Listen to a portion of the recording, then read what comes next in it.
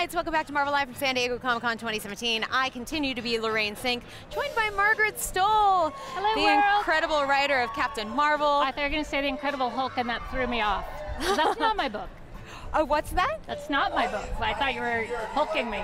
Oh. We're having a great start. Hi, world. But you worked on Black Widow. I did. You worked with Captain Marvel. Yeah.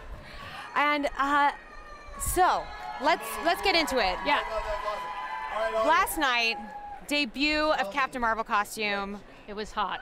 It was hot, right?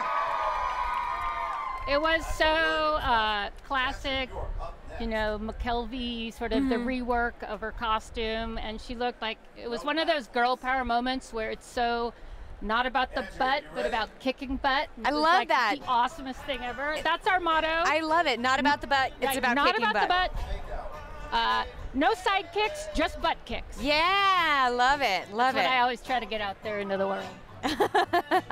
That's the best. Yeah. Now, so you started with us with writing the YA Black Widow. I crept in like a rash. But now I think you were with us last year, and that was your first time coming as comic book writer, Margaret Stohl. I know, it's so awesome. And now it's your second time. How has it been from where you started with Carol and where you're with Carol now? Carol's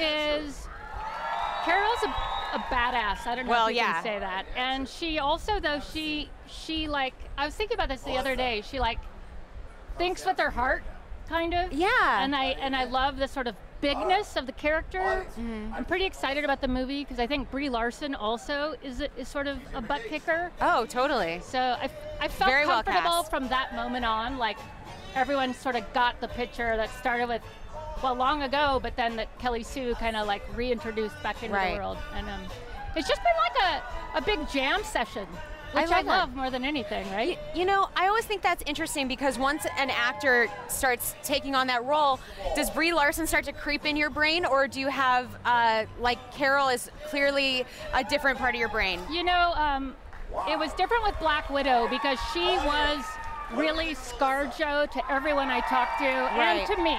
Right. In my head, but I think because I was attached to the comic first, right. Carol exists in my head first. Right. But I'm happy about Brie because I think Carol would like Brie. I like that. But she's still Carol to me. Well, and Carol has so many great female friends and female support around her. I just love the cast of characters around her. Yeah. Can you talk a little bit about them? I'm doing they haven't announced this, so I'll be in trouble for this, but I'm doing a Women of Marvel one-shot right now that's like, my favorite thing is to always grab all the women of Marvel and shove them in, but it was my opening panel on Captain Marvel Zero, was like a card game, girls' night out, you know, of crazy poker.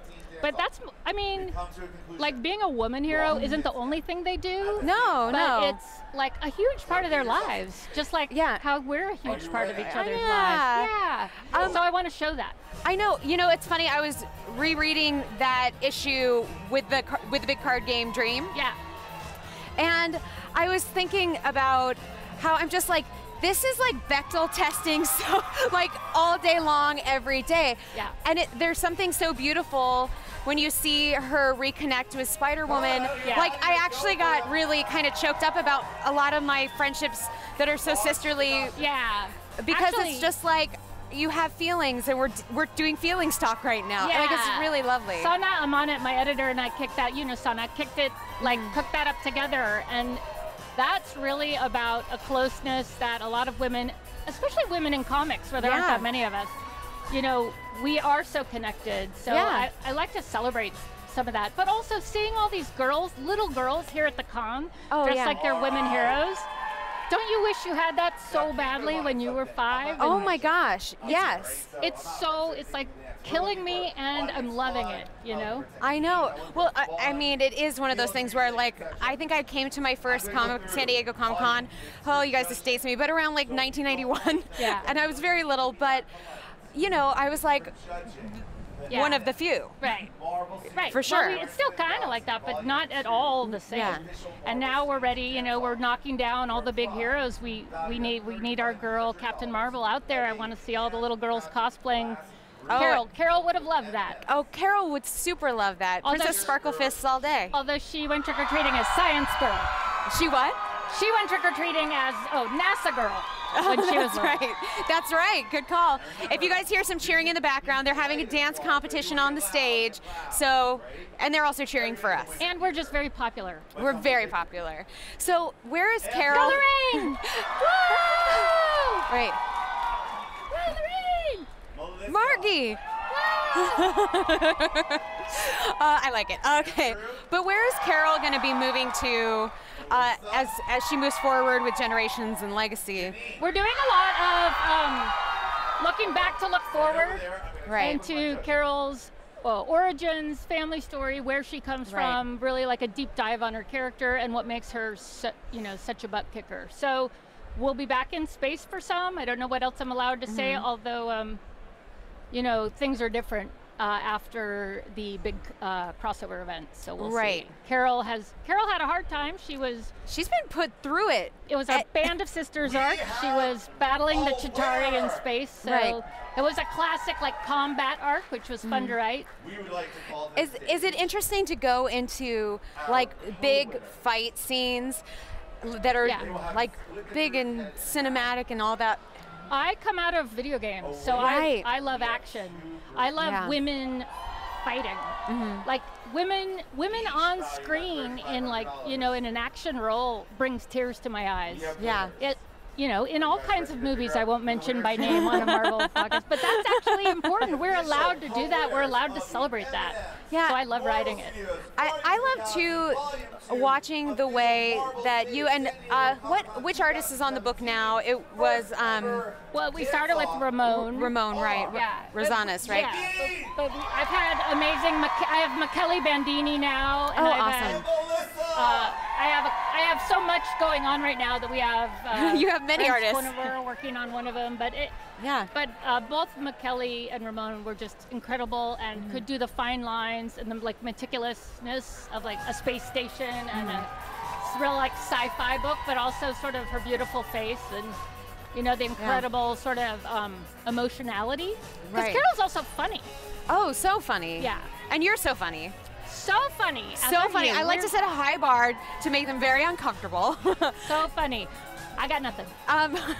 But I think that you do a really good job. Good music is going on. You do such a great job of comedy writing in your books. I love banter. You know that. I know. Every time I've been on this podcast live stream, I've had to mention my bad Tony Stark jokes, which are endless, and I do have a bad Tony Stark sitting on my shoulder. How do you think Carol and Tony's sense of humor differs?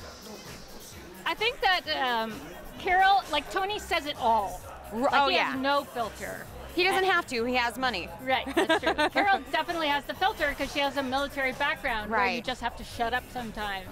But Carol, they'll both, when it comes to it, they'll both grind through anything. Right. And they're both super loyal, although, you wouldn't think that because they fight so much. Right. There are a lot of it's just where the boundary is different. Totally. Now, something else I know about you is you have adorable cats. And Carol has a Flurkin. I know. I was so glad about the Flurkin. The first thing I did was featured Flurkin. That's right. That's the one permissible sidekick, people, is an alien non-cat. A fuzzy alien non-cat that's cat-like. Horrifying. Yeah. Horrifying inside. With tentacle tongues and pocket universes. You'll see more. More Flurkin? I always come back to Chewie. I love Chewie. I'm writing a book right now about cats and robots because that's what my house is full of. So I never drift far from my furry friends. I feel like we need Chewie the Flurkin to join the Pet Avengers. You know, we should pitch that. We're pitching it right now, you guys. You heard it first. To you, the internet, who can definitely help us with this. Make it happen, people. Well, speaking of your artists, what is the process like working together with Michele with Ramon? Well, Michele, recently we introduced teen characters, the Alpha Cadets, to Alpha Flight, and it was so great giving him these descriptions. One of them has actually a drone that's so I really got my cats and my robots in, and it's been amazing. I know you have a whole robot room. I do. I have two, but it's amazing to see what comes. And every comic book creator says this, but it's amazing to send out character descriptions and then get back these incredible faces that are so alive, and you're like, oh my God, you like you have like a straight line into my brain. So it's incredible. I love that so much. That must be like very interesting to have it both to give that out and then have them give it back, and then you're like, oh, now we're both in the same world in an even different way. And then Charles, my assistant editor, who's amazing, Charles Beecham, and Sana Monit, who is a goddess. They'll even edit and they'll write in lines, and it'll be like, I'll laugh out loud, and it'll be like perfect and like something I was fumbling towards but didn't get to. So it really is like, people don't realize what a collaborative gig it is. Yeah. So what else? I know it's our last day, but what else should people be looking out at the con for you? Women of Marvel, if you're here, guys. Women of Marvel at 12:30. I hope you guys get to show some of that. Yeah, we will, I'm sure. If not today in the stream, we'll definitely be putting it up later on YouTube. It's my favorite day of the year, every year. Podcast. Me too, it's my favorite also. It's the best. And where should people find you online? I'm Stohl on Twitter, Margaret Stohl on Tumblr, Margaret Stohl on Instagram. I'll always talk to you. I don't know if that's a good quality or bad quality. Don't add me for your critique. Send all your critique of me to Lorraine. Please, directly. But what about y'all? She'll fix it. Y'all Fest and Y'all West, my 2 big book festivals, are nonprofit. I love it. They're so cool. Yeah. Tons of great kids reading. Yep. We are all about the literacy. You guys stay here with us at Marvel Live. We're going to have an interview with Chadwick Boseman from God. Marvel Studios. Black Panther coming up right now. The best.